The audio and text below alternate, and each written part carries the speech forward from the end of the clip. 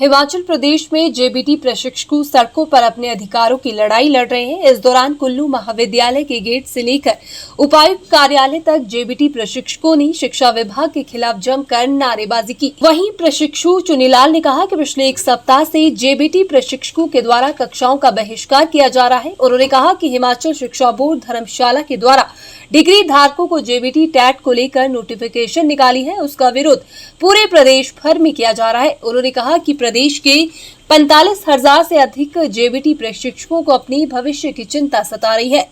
वहीं जेबीटी प्रशिक्षु सुनील कुमार ने कहा कि शिक्षा बोर्ड के द्वारा जेबीटी टैट को लेकर जो नोटिफिकेशन जारी की गई है उसमें बीएड डिग्री धारकों को एलिजिबल किया गया है। उन्होंने कहा कि ऐसे में मामला सुप्रीम कोर्ट में है और जब तक कोर्ट से डिसीजन नहीं होता तब तक बीएड डिग्री धारकों को जेबीटी टैट की परीक्षा में एलिजिबल नहीं किया जाना चाहिए। वहीं प्रशिक्षु दीक्षा ने कहा कि प्रदेश में बीएड डिग्री धारकों की संख्या 1 लाख से अधिक, जबकि जेबीटी धारकों की संख्या 45 से 50,000 है। ऐसे में अगर जेबीटी टैट में बीएड डिग्री धारकों को लिया जाएगा तो उससे 45,000 से अधिक जेबीटी प्रशिक्षु बेरोजगार हो जाएंगे। हम एक हफ्ते से रोज क्लासेस का बहिष्कार कर रहे हैं।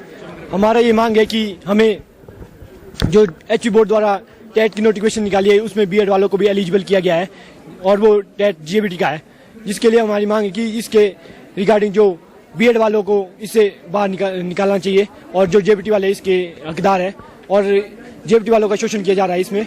और हम अभी तक जेबीटी और बीएड वालों का केस सुप्रीम कोर्ट में चल रहा है, विचाराधीन है, जिसके इस समय और सरकार ने इस समय बोर्ड वालों ने एक तो टेट का नोटिफिकेशन निकाली है और जब तक सुप्रीम कोर्ट में इसका मामला विचाराधीन है तब तक इस नोटिफिकेशन को रद्द किया जाए और जेबीटी वालों को इसके लिए हक मिलना चाहिए। और हमने आज शिक्षा विभाग द्वारा यहाँ से कुल्लू से 40,000 प्रशिक्षु साथी जो जेबीटी कर रहे हैं वो सभी क्लासेस का बहिष्कार कर रहे हैं। यहीं पे जरट से डाइट से जेबीटी कर रही हूँ सर। हम बहुत उम्मीदों के साथ यहाँ पे आए थे कि 2 साल पूरी मेहनत करेंगे, अच्छे तरीके से पढ़ेंगे और आगे जाके एक अच्छा टीचर बनेंगे। तो अगर जब सरकार नहीं थी, अब सरकार नहीं है, तो इन्होंने वो नोटिफिकेशन निकाल दी, तो ये वो नोटिफिकेशन पहले निकाल सकते थे। तो ऐसे धोखाधड़ी वाला काम इन्होंने क्यों किया? अब हमको भी जरूरत नहीं थी कि हम यहाँ पे चीखे चिल्लाएं, अब हम अपनी क्लासेस बंक ऐसे करके यहाँ पे आए। ये चीज नहीं होनी चाहिए थी। अगर वो पहले ही हमको बता देते, हमारा भी सर हक बनता है इस चीज पर। अब हम इतनी उम्मीदें लगा के आए हैं, कुछ कॉलेज छोड़ के आए हैं, कुछ बहुत उम्मीदों के साथ आया। हमारी उम्मीदों पे पानी क्यों फेरा जा रहा है? 2 साल हम वहाँ पे लगाएंगे, आगे जाके हमारी 10 साल वेस्ट हो जाएगी। तो यहाँ पे 2 साल वेस्ट करने का क्या फायदा है? 2 साल पूरी मेहनत करके, शिद्दत अच्छे तरीके से पढ़ाई करके अगर हम अपने एम को हासिल नहीं कर सकते तो ये 2 साल बर्बाद करके हमको कोई फायदा नहीं होगा। अब मैं हूँ, मेरी एज थोड़ी कम है, हमारे साथ बहुत सारे हमारे बैचमेट्स ऐसे हैं जिनकी एज काफी ज्यादा है।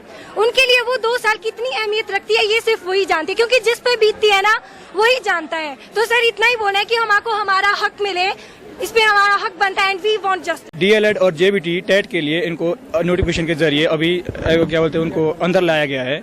उसका हम सभी 12 डाइट हैं, 28 प्राइवेट प्रशिक्षु और जितने भी हमारे सीनियर जो पास आउट है, जो 45,000 के आसपास है, वो सब इसका बहिष्कार करते हैं।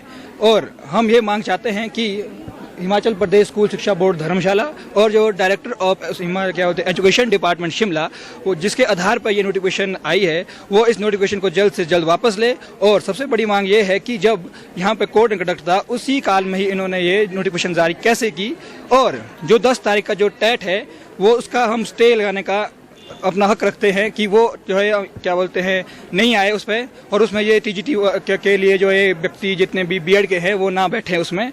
और जो अगर ये एजुकेशन बोर्ड एजुकेशन क्वालिटी को सेम कर रहा है तो उसमें जो है जितने भी ये 12 डाइटें हैं और जितने भी हमारे 28 जितने भी जेबीटी कॉलेजेस है जितने भी है उन सब का कोई मायने नहीं रखता है वो, क्योंकि जो एजुकेशन क्वालिटी एक तो सेम हो रही है हमारे पास, तो उन सब का क्या फायदा इस चीज़ के लिए जो जिसका कि हम अगर इस तरह का इन्होंने करना ही है, सब कुछ इकट्ठा करना ही है, तो इनका जो करिकुलम जो तैयार किया जाता है जेबीटी शिक्षा के लिए अलग करिकुलम है और हमारे एलिमेंट्री एजुकेशन के बाद के लिए अलग करिकुलम है, तो सब को इकट्ठा किस बेस पे किया जा रहा है? हमें उसका उनसे जवाब चाहिए।